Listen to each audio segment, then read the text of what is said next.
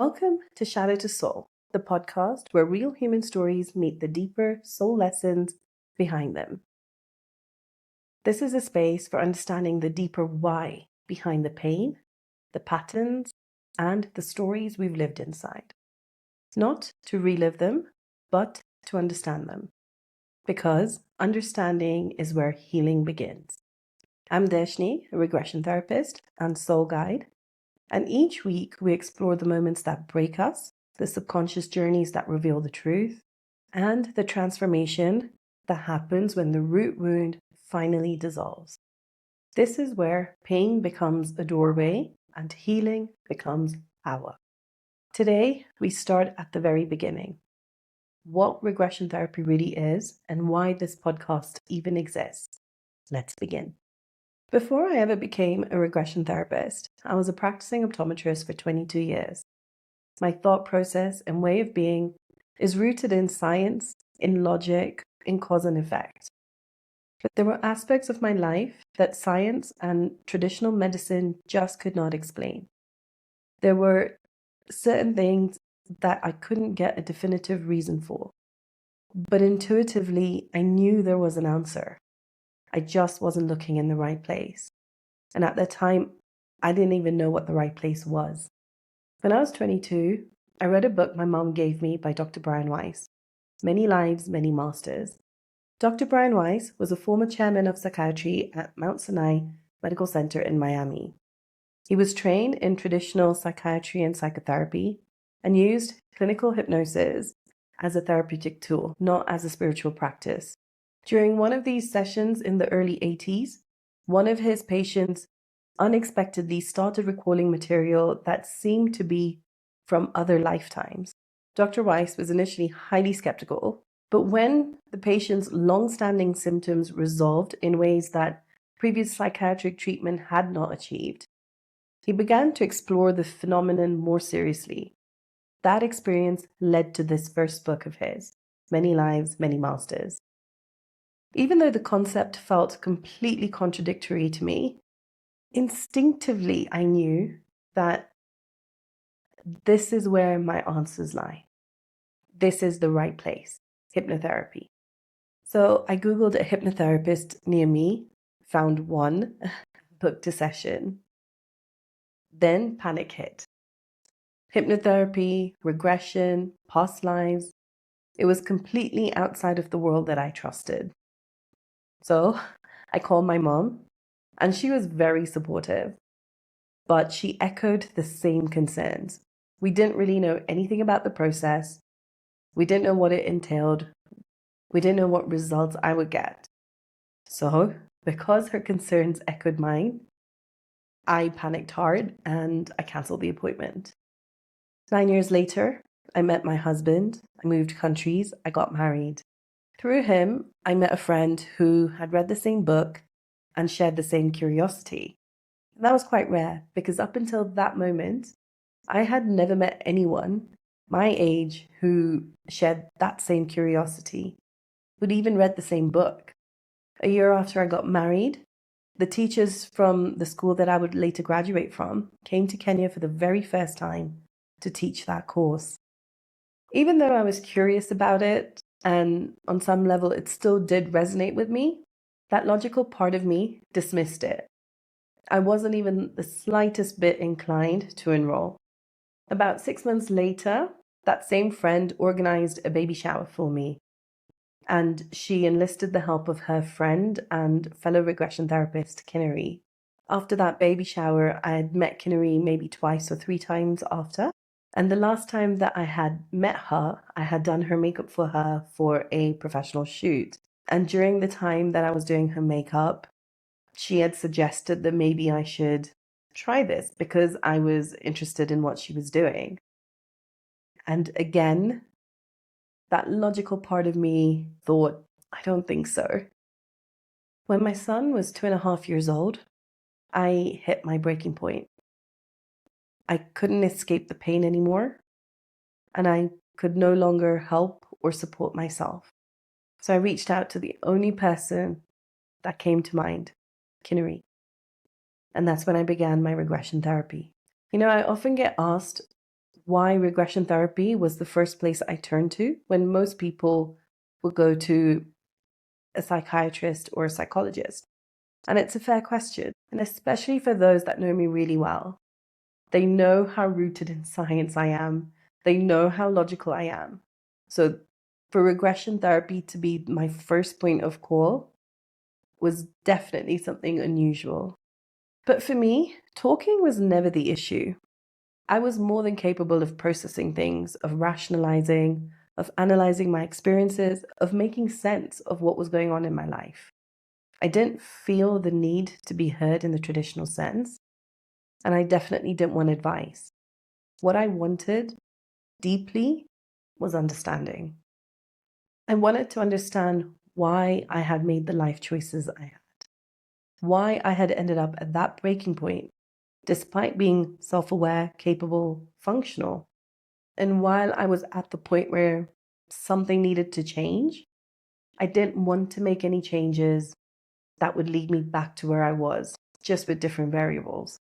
There was something within me that already knew talking about my life was not going to be enough. It may bring catharsis, but that was not enough for me. At that time, I didn't realize how unique that instinct was, but looking back now, I can see it clearly. There was a deeper, innate wisdom guiding me, a part of me that understood insight alone wasn't enough. I wasn't looking to cope better. I wasn't looking to reframe my story. I was looking to understand the origin of it. And that's why regression therapy felt right for me, even though I didn't fully understand what it was. And I think there was something else too, something I only really understand now. Somehow I knew that within regression therapy, I would be getting my own answers. No one else would be explaining to me where things went wrong. No one would be interpreting my life for me or telling me that a choice I may have made was wrong. That mattered to me deeply. Coming to my own understanding was important to me. I have always trusted my own judgment, my own instinct. I've been very intuitive since childhood. It's something I implicitly trust within myself. And I knew regression therapy would honor that. It didn't place authority outside of me, and it didn't ask me to accept anyone else's version of my truth. It created the space for my own inner wisdom to speak. And when the answers came from within, they landed differently. They weren't imposed, they weren't intellectual, they were known to me. That, for me, was the difference. And this might sound odd put into words, but it felt like regression therapy wasn't foreign to my soul at all. It was very familiar. It felt known, even before my conscious mind could make sense of it. When I reached my breaking point, I now understand what was really happening. From a scientific perspective, I was in a sustained fight or flight response, a primitive survival state that lives in the subconscious mind. This response is governed by the limbic brain. And when the limbic system takes over, the conscious mind checks out. So basically, that rational, logical part of my brain went offline. The part that questioned hypnotherapy and regression simply wasn't leading anymore. The subconscious mind had taken over. And here, regression therapy was known. That was familiar. So in that moment, when I called Kinnery and booked the appointment, it wasn't a decision that I reasoned out. It wasn't something I thought over. Instinct took over. In that survival mode, my deeper layers of awareness knew what was needed. That first session that I had with Kinnery changed everything. It revealed something that no scan, no diagnosis, no scientific approach could have revealed. I experienced, for the first time ever, absolute love and peace, pure soul consciousness.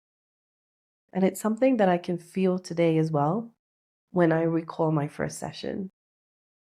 That experience showed me what healing at the roots, at the core, will bring. I now knew what I was working toward. That first session became the beginning of everything. There's something else that feels important to share. In that appointment, when I went to see Kinnari, she asked me why I was there.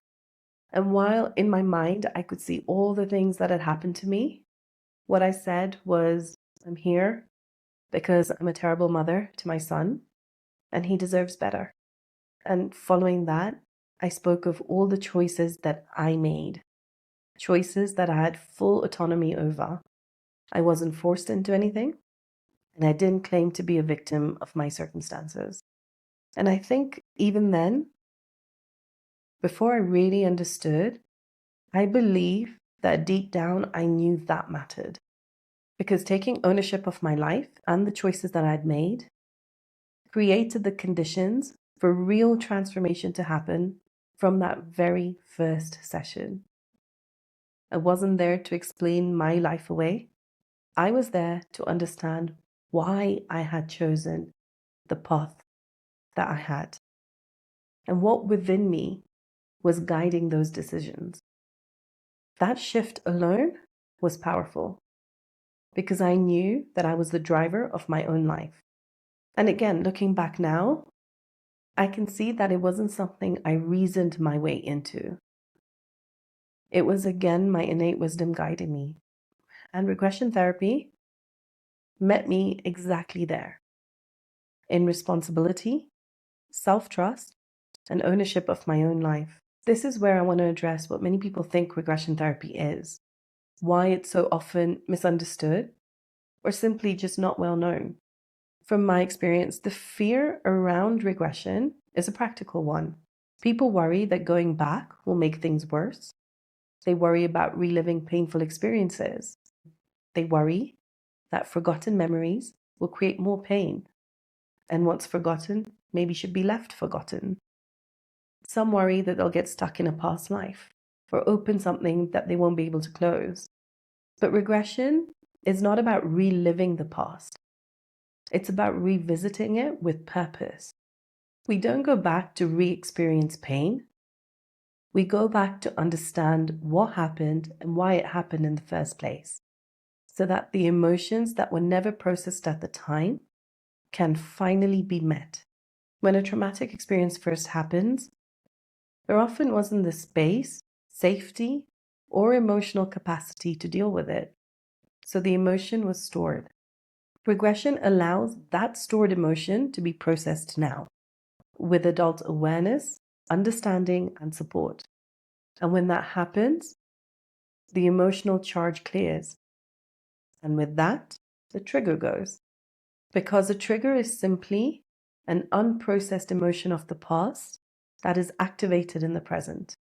Undergoing regression in itself doesn't feel strange at all. It's simply a process of recalling. There are different ways to access the subconscious mind, and in regression therapy, hypnosis is used to access it.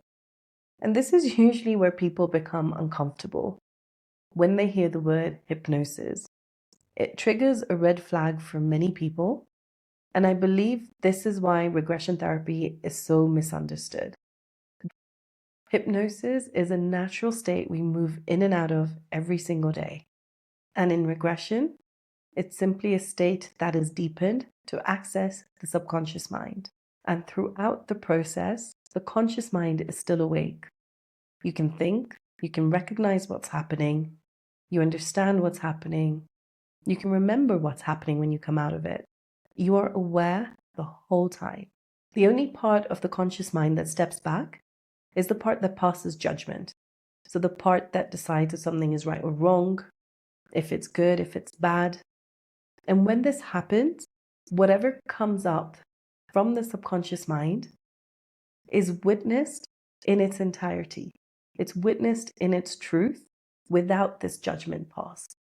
There's no filtration or distortion of the truth that is within the subconscious mind.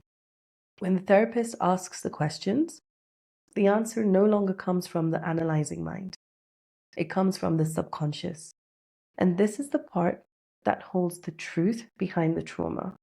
Not the story we tell ourselves, but the original imprint.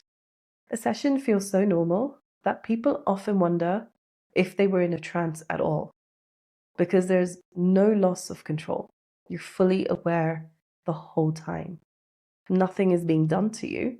You're simply just accessing a deeper level of your own awareness.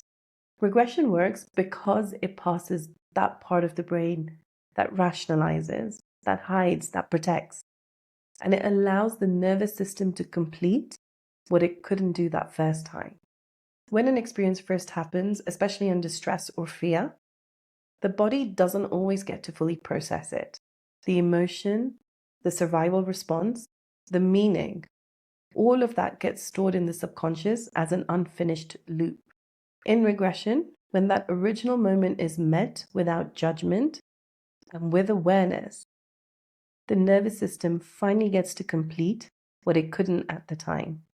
The charge releases, and the body updates. And once that happens, the trigger's gone because the root has gone. I created this podcast because I couldn't find a space where regression therapy was spoken with real vulnerability and real stories. I wanted a place where this work wasn't hidden, feared, or misunderstood. A space where we could openly talk about the soul level purpose behind the pain, where healing felt human, relatable, and honest. Here, you'll hear stories from my own life, from anonymized client experiences woven carefully to protect their privacy, and from guests who choose to share their journeys. And through each story, I'll guide you toward the deeper truth, the soul lesson beneath the experience. Throughout the season, we'll explore what regression therapy really is, what happens in a session, how rock bottom becomes a doorway, how childhood wounds shape adult patterns, past lives and soul contracts, how triggers guide us toward healing, and how to understand the deeper purpose behind the pain. My intention is simple. It's to help you see that pain was never the end. It was the beginning. Before we close, I invite you to reflect on one question. Where in your life is something hurting more than it should? And what might that pain be pointing you toward? Thank you for being here with me today and for meeting the space with openness. If something resonated, sharing this episode may help someone who feels alone in their healing journey. Until next time, from shadow to soul.